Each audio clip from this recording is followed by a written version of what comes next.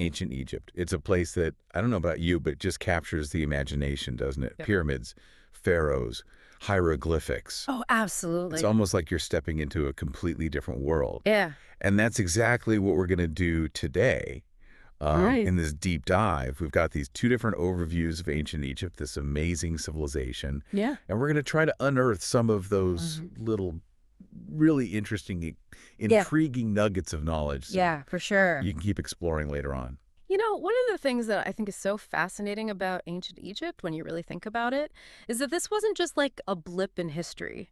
I mean, this was a civilization that thrived for over 5,000 years. Wow. It's hard to even wrap your head around that. That's longer than the time between, like, the building of the Great Pyramid and us sitting here having this conversation. Yeah, it's mind-boggling. 5,000 years. It is, right. So much happened in that time. Where do we even begin to unpack all of that? Well, like any good story, I think we got to start at the beginning. Yeah, makes sense. And for ancient Egypt, that beginning really is the unification of Upper and Lower Egypt. Mhm. This happened around 3100 BCE, and it was all thanks to this king named Narmer. He's sometimes called Medes too. Okay. But yeah, this is what kind of set the stage for, everything that comes after, this incredible civilization that we're talking about. All right, so we've got a unified Egypt. Hmm. What happens next? Where do we go from there? Well, this is where the Nile River comes in. And this is important because it wasn't just a river. You know what I mean? It was like the absolute lifeline of this entire civilization. The thing about the Nile is it flooded, right? Predictably every single year. Oh, okay. And when it did that, it brought all this fertile silt. And this made agriculture actually possible, Oh, I see. which is crazy because, Egypt's a pretty arid environment otherwise. Yeah. But this led to all these food surpluses, so Yeah. the population could grow, society got more complex. I mean, so basically we're saying without the Nile, there's no ancient Egypt as we know it. Got it. Exactly. But it's not just about the practical stuff either, right? The Nile was like deeply, deeply intertwined Oh, interesting. with ancient Egyptian spiritual beliefs. Mhm. A lot of their gods and goddesses, they were actually associated with the Nile and its cycles. Mm. Like their whole worldview, in a lot of ways, was shaped by this river. I'm starting to see how it all kind of connects together, right? The Mhm. geography, the religion, Yeah. the everything, it It all all ties in. kind of comes together. But let's talk about, what we all think about when we think about ancient Egypt. Yes. Those jaw-dropping monuments. I Yeah. mean, the pyramids. Oh, yeah. How could they possibly have built something that massive back then?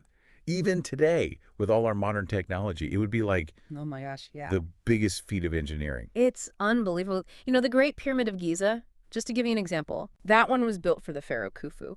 That thing was the tallest man-made structure on the entire planet for over 3,800 years. And you're right, the precision of how they built it, the scale of it, it still baffles experts even today. It's amazing. They think that they used ramps, rollers, levers Right. to move those massive stones. I mean, we're talking about stones that weigh an average of 2.5 tons each. Whoa. I mean, can you imagine the manpower, the ingenuity that must have taken? It's incredible. Yeah, it's hard to even picture that. And then, of course, you've got the temples like Karnak and Luxor. Yeah. These massive, sprawling complexes with these towering columns Yeah. and just incredible carvings. What was their purpose? What were they for? So the temples were more than just places of worship. Right. They were like these centers of power, like administration, economic activity, the whole 9 yards. Interesting. They were vital to ancient Egyptian society. Like at Karnak, for example, you'll find all these inscriptions. Mm. And they don't just show religious ceremonies. You'll see scenes of daily life, historical events, Yeah. even hymns to the gods. It's like you're looking through a window into their world. That's so cool. All this talk about gods, it makes me wonder. Yeah. Can you give us like a crash course on the Egyptian pantheon? Who are the main players? Oh, they had a whole cast of deities. Right. Each one with their own roles and responsibilities. Yeah. So you've got Ra. He's the sun god, the source of all life and light. Makes sense. Then there's Osiris. He's the god of the afterlife. So he's the one who judged souls. He's the one who decided your fate. Whoa. And of course, you can't forget about Isis. Right. Super powerful goddess associated with magic, with motherhood, with healing. Okay, cool. So were these gods like just figures of worship? Or did they play like a more active role in the lives of everyday Egyptians? They believed that the gods were involved, like intimately involved in every single aspect of their lives. Wow. From the rising of the sun to the flooding of the Nile that we were just talking about to their personal health, their fortune. I mean, everything. They were always seeking the favor of the gods Yeah. through offerings, through rituals, through all these festivals. That makes a lot of sense. It sounds like a really complex belief system. Oh, for sure. Do they have any specific beliefs about what happened after death? Oh, yeah. The afterlife was like super central to their whole belief system. Right. They were really big on preserving the body Right. through mummification.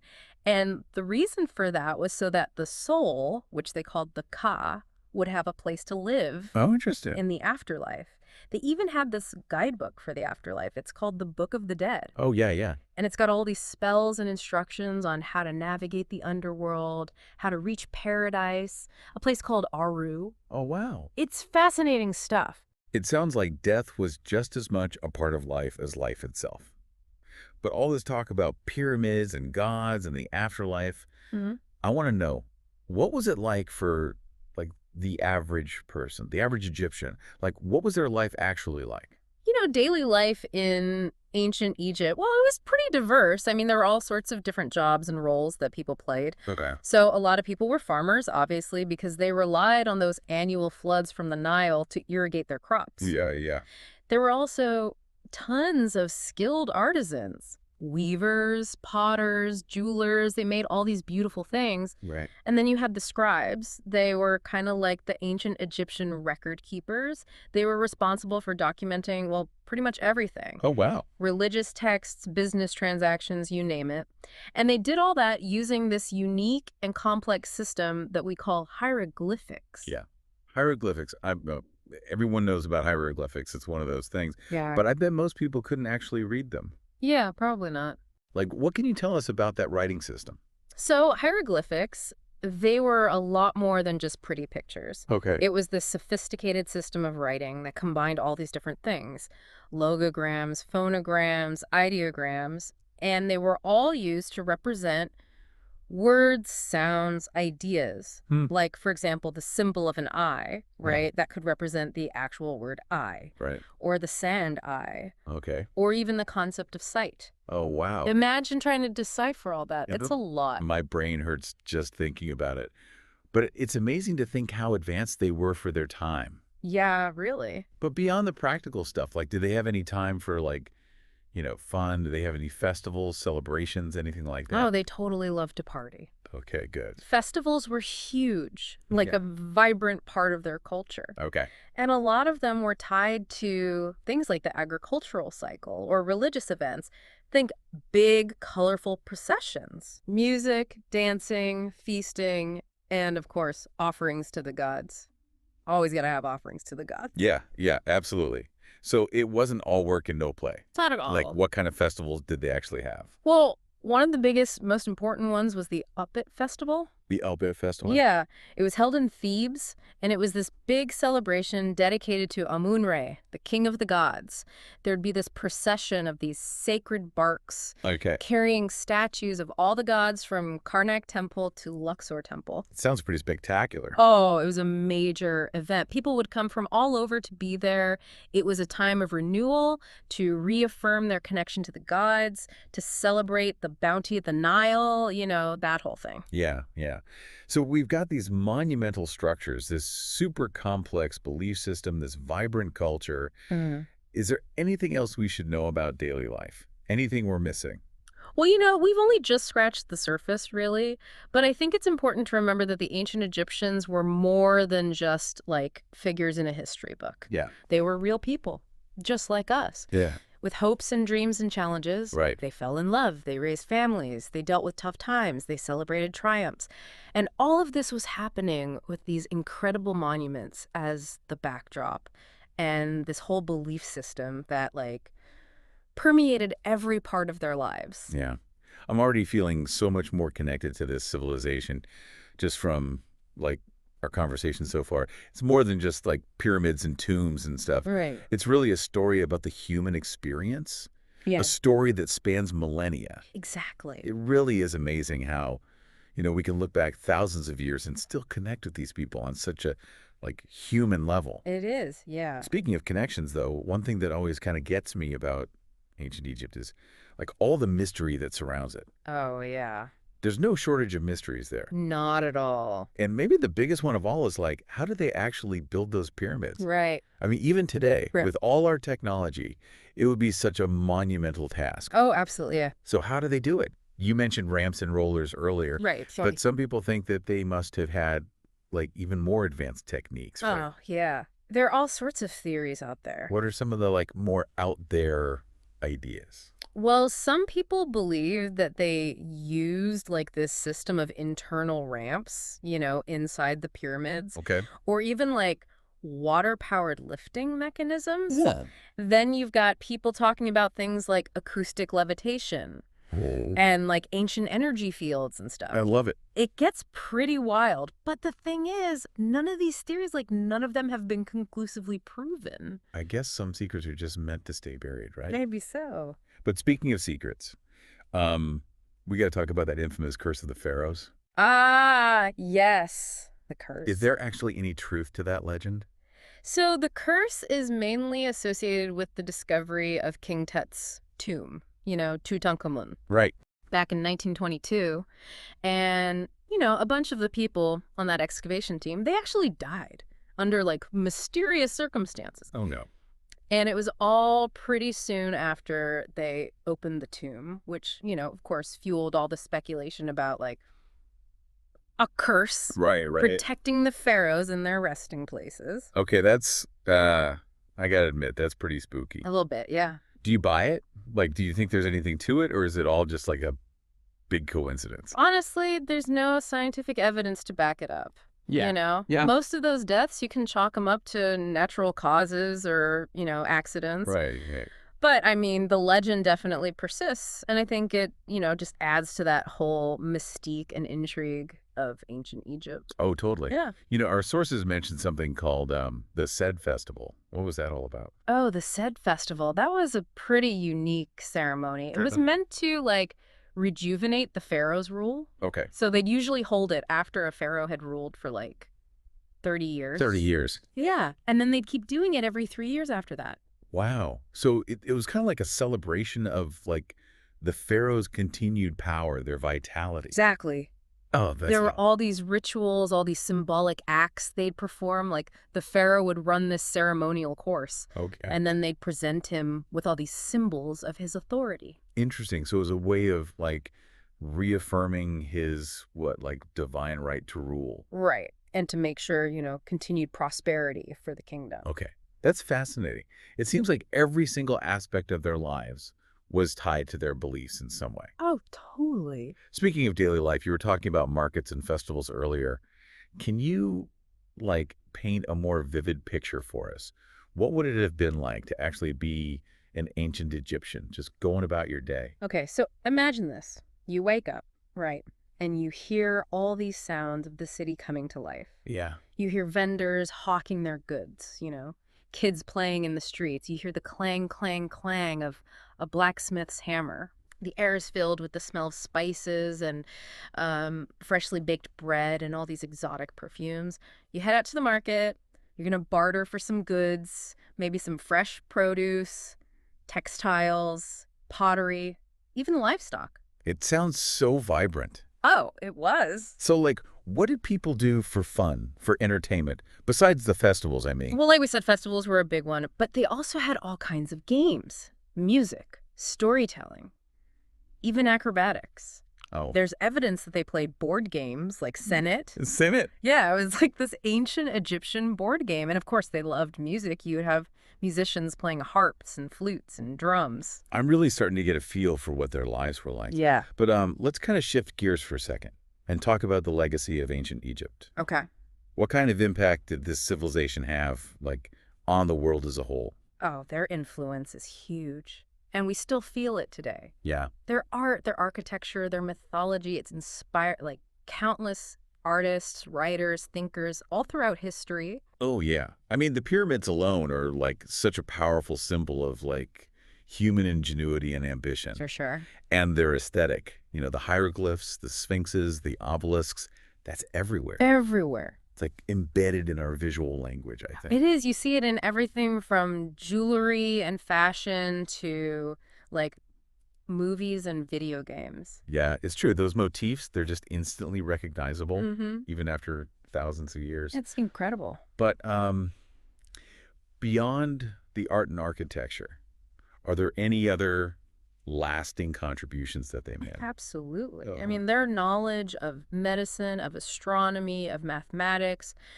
that was huge. Yeah. And it had this huge impact on how those fields developed in other cultures. So, like, for example, they had some really sophisticated medical practices. Really? Yeah, they were doing surgery, they were using medicinal herbs, Wow. and they were really advanced in astronomy, too. They created detailed star charts, calendars, all sorts of stuff. So, like, their legacy lives on, not just in their monuments and their artifacts, but also in all the knowledge and ideas they passed down. Exactly. And that legacy is still being like uncovered and reinterpreted as we make new discoveries. Which is a perfect segue because our sources mention that archaeologists are using this ground-penetrating radar, right, Yeah. to make some pretty amazing finds. It's amazing technology. So what have they found using that? What secrets have they unearthed, literally, beneath the sands? Okay, so they've been able to map out like all these underground structures, locate hidden tombs, even identify potential cavities within existing monuments like the Great Pyramid. No way! Oh, yeah. Like in recent years, they found this whole network of tunnels beneath the Djoser Pyramid. Wow. They found an ancient brewery in Abydos. Oh, And even this massive void inside the Great Pyramid, nobody knows what it's for. that's crazy. Oh, why? It really is mind-blowing to think that there's still so much out there to be discovered. Oh, yeah. It's like this giant puzzle, right? Yeah, totally. And we're just, like, starting to put the pieces together. Yeah, we're just getting started. It makes you wonder, like, what are future generations going to find? And how will their understanding of ancient Egypt change in the years to come? Right. That's what's so exciting about it. Yeah, exactly.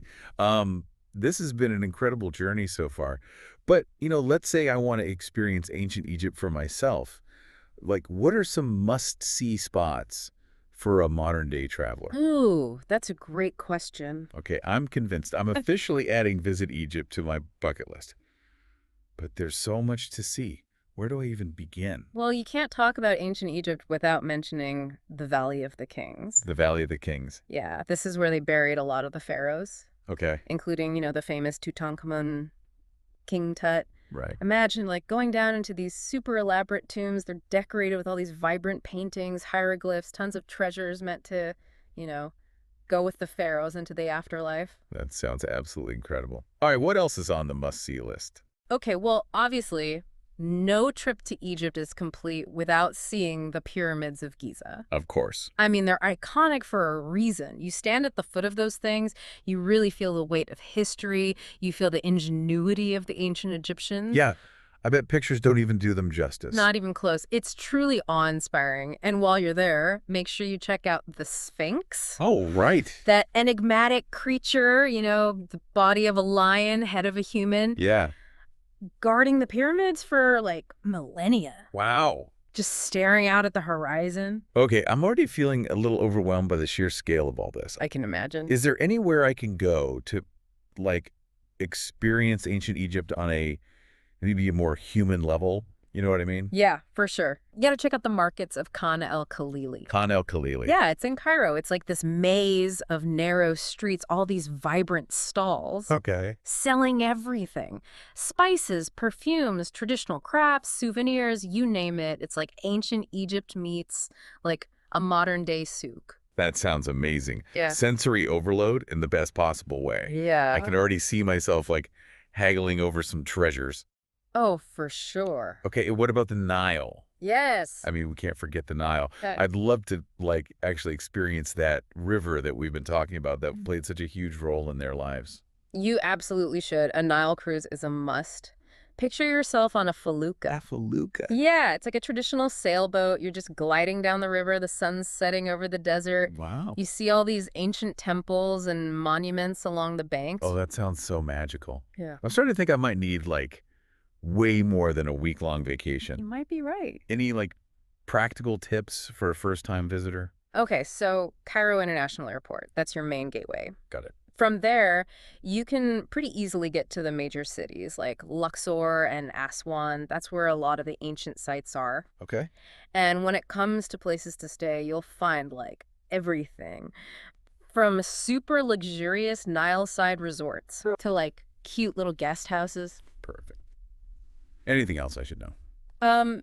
Yeah, just a few things. Remember to dress respectfully, Okay. especially at religious sites. Makes sense. Learning a few basic Arabic phrases, that can go a long way. Yeah, good idea. And most importantly, be prepared to be amazed. Oh, that's definitely a given after all this. I have learned so much, and I have a totally newfound appreciation for the wonders of ancient Egypt. Me too. It's a civilization that, I don't know, it just keeps on intriguing and inspiring, It does. even after all these thousands of years. It really does. And as we've learned, their story's not over, right? New discoveries are being made all the time, which means our understanding of this incredible civilization is always evolving. That's the best part. So to everyone listening, keep exploring, keep questioning, keep an eye out for those hidden secrets, just waiting to be unearthed. You never know what treasures you might find beneath the sands of time. You really don't. Well, folks, there you have it. That was our whirlwind tour through the wonders of ancient Egypt. True. Who knew you could learn so much in such a short amount of time? I know, right? It really was just a glimpse. Yeah. But hopefully it sparked your curiosity and maybe inspired you to, I don't know, go out and learn a little bit more about this amazing civilization. I hope so. Until next time, keep diving deep.